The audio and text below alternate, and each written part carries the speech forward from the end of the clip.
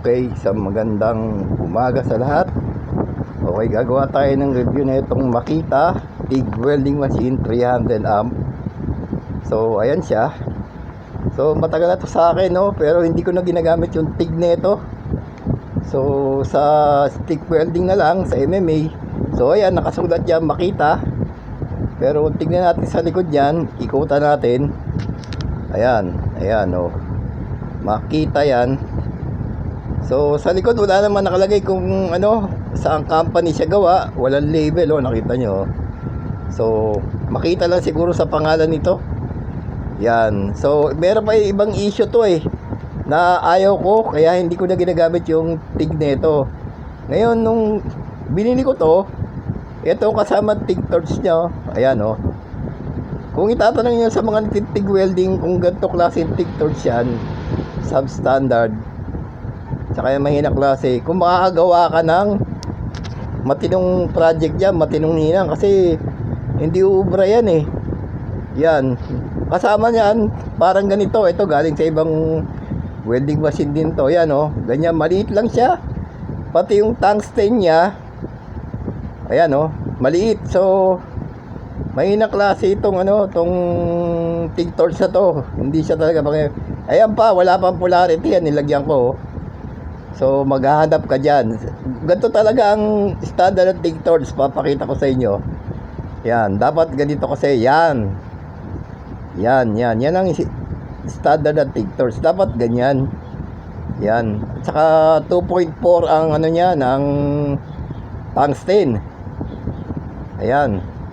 So ngayon, pagdating naman sa sa hinang, yun na sa may gawing kaliwa, yung orange, Kawasaki yan.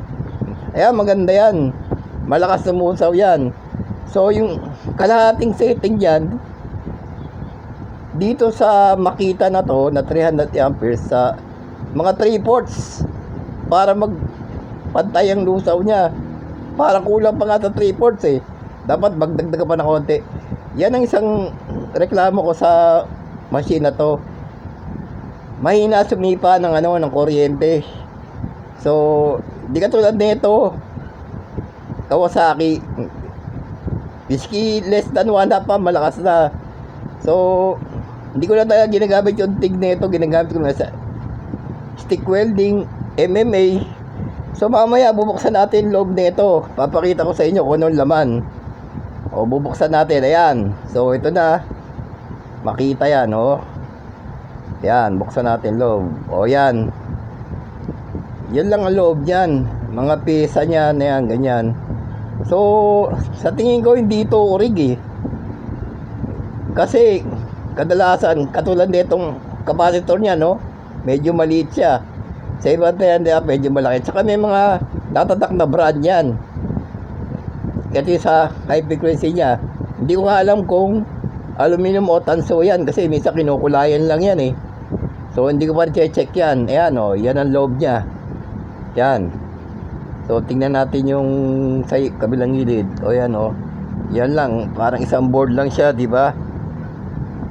Yan. So sa high frequency naman niya, yan.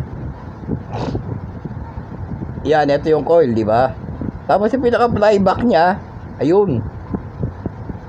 Ayun. So pag nakabili yung ganito, may encounter diyan Yan, yun yung playback niya. So sana po nakatulong. Paki-like, paki-share, paki-subscribe, and God bless.